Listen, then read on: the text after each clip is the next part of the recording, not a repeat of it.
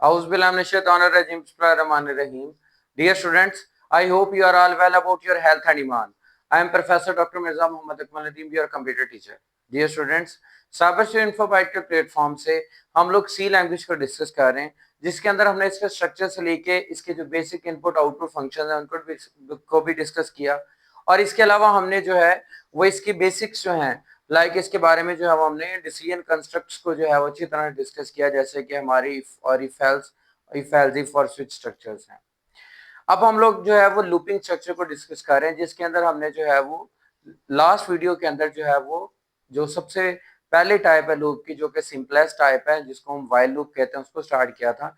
हम उसके प्रोग्राम जो है वो आज बकायदा करेंगे। मैंने आपसे कहा था लास्ट वीडियो के अंदर कि इंशाल्लाह नेक्स्ट वीडियो के अंदर हम लोग जो है वो प्रोग्रामिंग सॉल्यूशन करेंगे। तो जो ज्यादा से ज्यादा प्रोग्राम जितने भी एग्जीक्यूट हो सके वो मैं आप लोगों को जो है वो कराऊंगा। ये ऑन बोर्ड होंगे, लेकिन आप लोगों ने डेव या टर्बो के अंदर इनको इसी तरह से करना है। इंशाल्लाह आप इसको बाकायदा कर सकेंगे। इसके हर एक फीचर को समझना है, पिछले सारे लेक्चर भी आपको समझ में आ जाएंगे। और अगर फिर भी कोई कंफ्यूजन हो तो प्ले लिस्ट मौजूद है, उसमें हर एक स्ट्रक्चर हर एक चीज उसके अंदर बाकायदा मौजूद है। तो अगर आपने चैनल को सब्सक्राइब नहीं किया तो लाजमी तौर पे चैनल को सब्सक्राइब कर लें और बेल आइकन पे क्लिक कर लें, ताकि आने वाली वीडियोस आप तक पहुंचते रहें।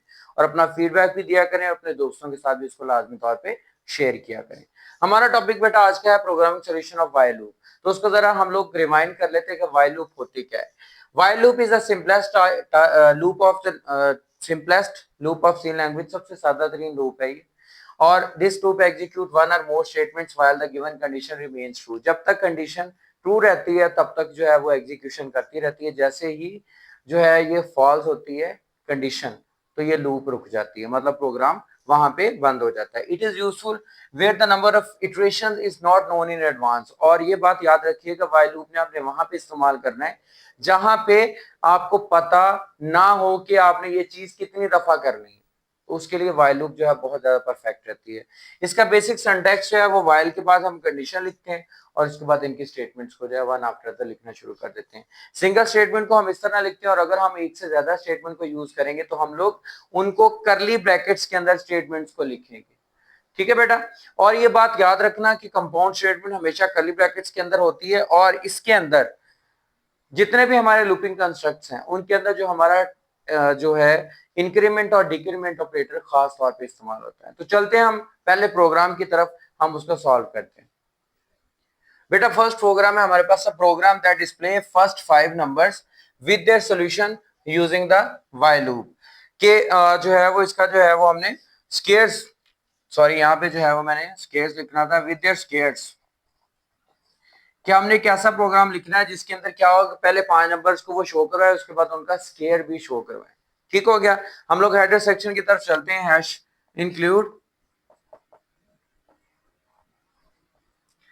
stdio.h हमारी स्टैंडर्ड इनपुट आउटपुट आ गई, और उसके बाद हम लोग इसके अंदर इंक्लूड करते हैं conium.h।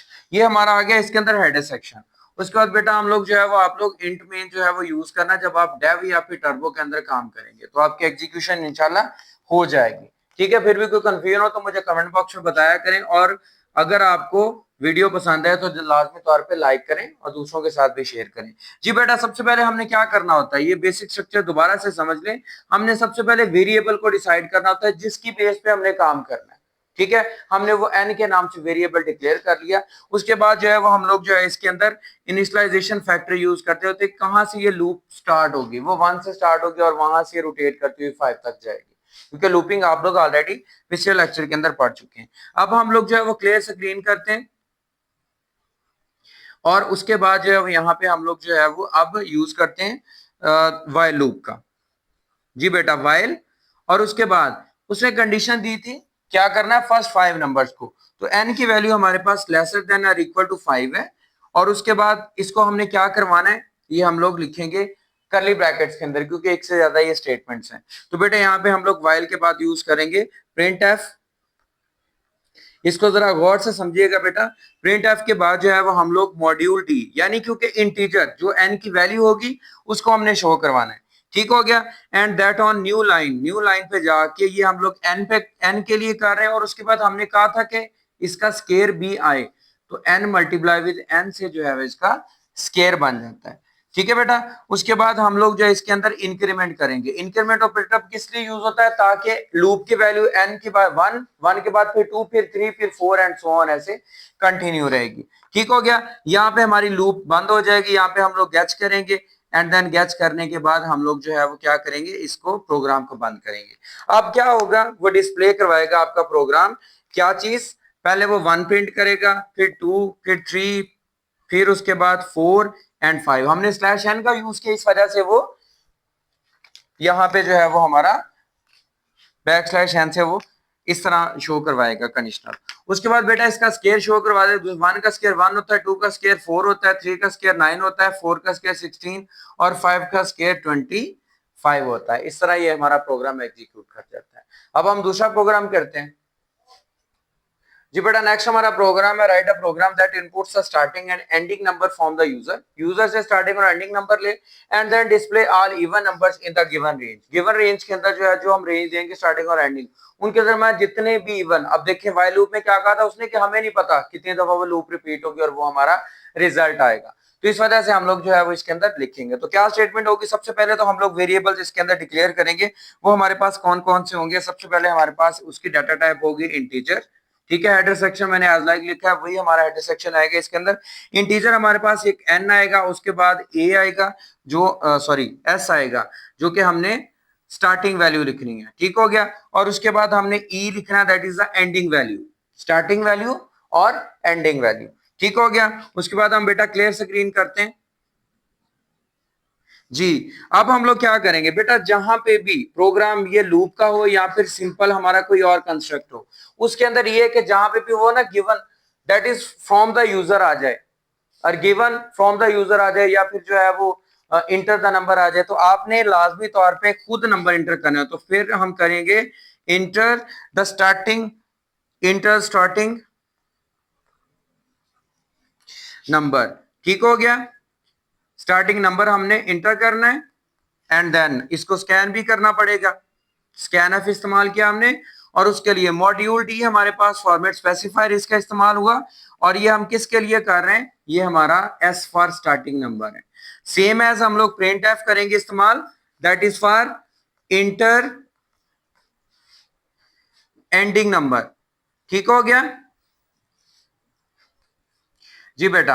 एंडिंग नंबर हमने इंटर कर दिया, इसको भी स्कैन करना पड़ेगा। हमने स्कैन एफ इस्तेमाल की, उसके बाद मॉड्यूल डी किया, और उसके बाद हम लोग and, that is for E, ending number है। ठीक हो गया। अब हम इसके बाद क्या करेंगे, N is equal to S, यानी जो लूप स्टार्ट होगी वो स्टार्टिंग से होगी। पहले हमने प्रोग्राम के अंदर एन इज इक्वल टू 1 लिखा था, यहाँ पे क्या है, स्टार्टिंग नंबर जो भी हम लोग देंगे वो 5, 10, 7 जो भी होगा। ठीक हो गया। एंड देन उसके बाद जो है वो हम लोग व्हाइल लूप का इस्तेमाल करते हैं। व्हाइल कंडीशन इसके अंदर लिखते हैं, कंडीशन हमारी क्या होगी कि n is lesser than or equal to E, यानी जब तक वो एंडिंग नंबर जो हम देते हैं तब तक ना आ जाए। तो उसके अंदर एक हमें फार्मूला यूज करना पड़ेगा बेटा।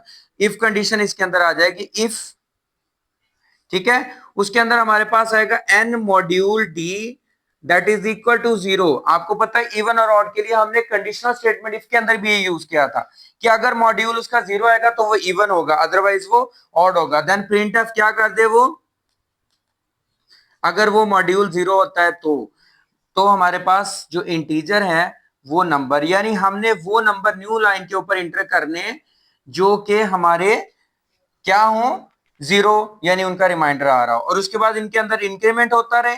हम लोग इस लूपिंग को अब बंद करेंगे, उसके बाद गैच का यूज करेंगे एंड देन प्रोग्राम हम एंडिंग कर देंगे। ठीक है बेटा। अब हम लोग जब इसकी आउटपुट लिख करेंगे तो आउटपुट स्क्रीन पे आएगा इंटर स्टार्टिंग नंबर।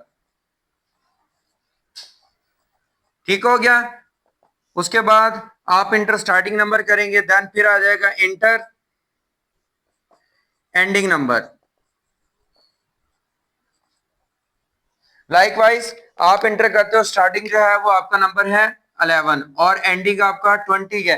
ठीक हो गया। तो वो इसके दरमियान में जो भी आपके इवन नंबर्स आ रहे हैं, 11 के बाद जाता है यानी क्या आता है, 12 आता है, फिर आ जाता है आपका 14, फिर आपका 16, और उसके बाद ये हमारी यानी रेंज के दरमियान हमारे पास 20 आ जाती है। ठीक है, इस तरह हमारा ये प्रोग्राम कंप्लीट होता है। अब नेक्स्ट प्रोग्राम की तरफ चलते हैं हम लोग।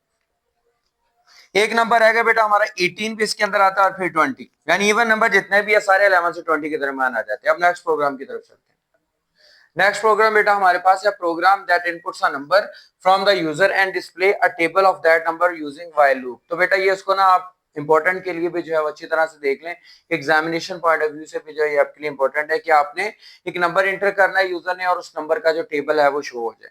ठीक हो गया। तो यहाँ पे हम लोग सबसे पहले क्या करेंगे, हम लोग वेरिएबल डिसाइड करेंगे। हमारे पास इंटीजर उन वेरिएबल्स की डाटा टाइप है, क्योंकि टेबल जो है वो 1 2 3 4 5 पे होता है, मतलब ये तो नहीं कि वो पॉइंट में आता है। एन और सी हमने यहाँ पे वेरिएबल डिक्लेयर कर लिए और सी की वैल्यू हमने 1 डिसाइड कर ली, यानी जिस तरह हम लोग लूपिंग के अंदर करते होते हैं। ठीक हो गया।